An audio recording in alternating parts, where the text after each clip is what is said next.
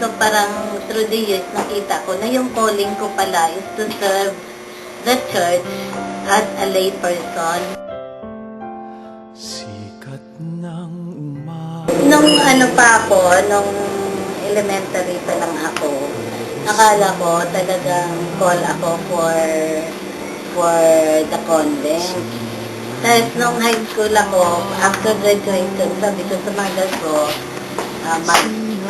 papasok na ako sa anong order, when Carmelite. Contemplative yun, pero hindi pumayag. Yung mother ko kasi high school graduate lang ako. So gusto niya, college muna. And then, after college, nagkasakit yung mother ko. So, parang kinalimutan ko na yung aking desire to enter the convent. At after nung na-attack yung mother ko, dahil nagkasakit, while left without the mother, so I decided na sa family ko, sa servant family, until nawala na yung vocation. Pero nga, 20 years ago, ayun, nag-put up kami ng foundation, and then I started to serve the poor. At saka, even before that, sa aming group sa St. Francis, sa Catholic Community, naging catechist din ako. So parang through the years, nakita ko na yung calling ko pala is to serve the church as a lay person. So until ngayon na nagtatrabaho ako sa foundation, I realized this is really my vocation, to serve God and the kingdom of God sa mga mahihirap doon sa Nabota, sa depressed area. Nagkaroon na kami doon ngayon ng 28 prayer groups sa foundation namin. And then we were able to bring many poor people na before wala talaga silang paniwala sa Diyos. Ngayon, through our Bible sharing group, marami na rin nagala kami sa simbahan. And for me, that is, God is the one, yun bang nagli-lead, no? Kung ano talaga ang vocation mo sa buhay.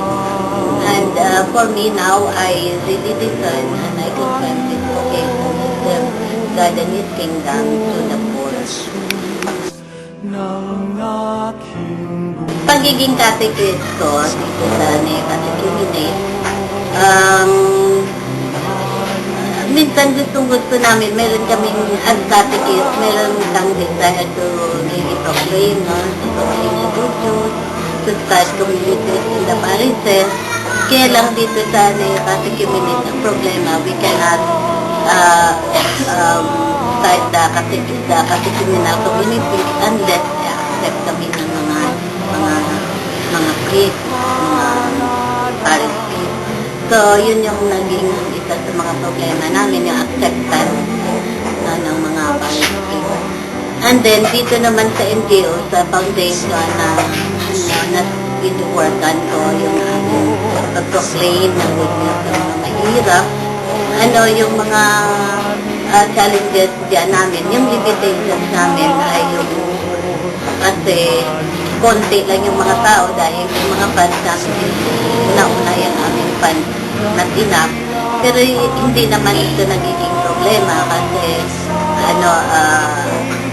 free, wala namang mga bayan ang aming pang-voluntary naman yung mga tao doon. Pero marami din talagang mga criticism sa mga ibang group at saka yung mga pumunta nakikita mo yung mga tao, yung intention na uma-attend lang sila sa mga prayer group pagka sila mayroong makukuha, kung mayroon silang self-interest.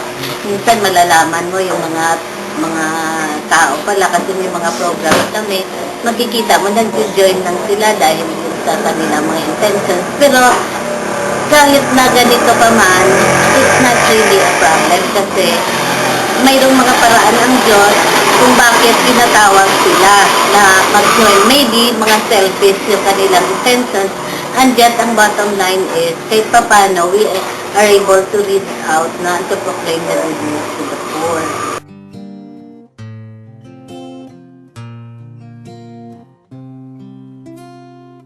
Being yung catechist, sa Negatecriminal community, sa Negatecriminate, yung kahit na mahirap, feel ko talaga na sa kahirapan, yung sinasabi sa Psalms na for those who go sowing, they sow in tears, but when they're reaping, they reap with joy, no? Kasi kahit na mahirap, makita ko pag nakita ko na yung mga communities na nag-grow, ito yung aking joy na kahit paano ako ay pinili ng Diyos na mag-proclaim and to build communities, to bring souls, no? Sa Negatecriminate, I feel that we are making yung faith ng mga tao to maturity ba, magiging mature yung kanilang faith. So, ito yung nakikita ko na maraming mga souls na who were able to overcome their difficulties, the problem, at saka natutulungan namin sila to strengthen their faith. At ito naman sa foundation na wini-work ko, marami akong mga joy kasi 20 years na kami. After 20 years, this year we celebrated our 20 years, talagang it made my life so meaningful kasi hindi ko na malayan, 20 years na pala, wala akong experience of tiredness. Hindi wala akong experience of parang nabe-burn out na ako. Wala yan eh. Hindi, ngayong 20 years, we are full of hope talaga na. Kasi nang mag-celebrate kami ng Mass for our 20 years, half-filled yung church ng mga tao na dati hindi nga nakilala ang Diyos. Ngayon, nagsisimba na sila, nakakamilit na sila, nag-celebrate sila ng Bible, yung reading, yung Sunday reading. At nakakasalita na sila tungkol sa Diyos, na lumalapit na sila sa Diyos.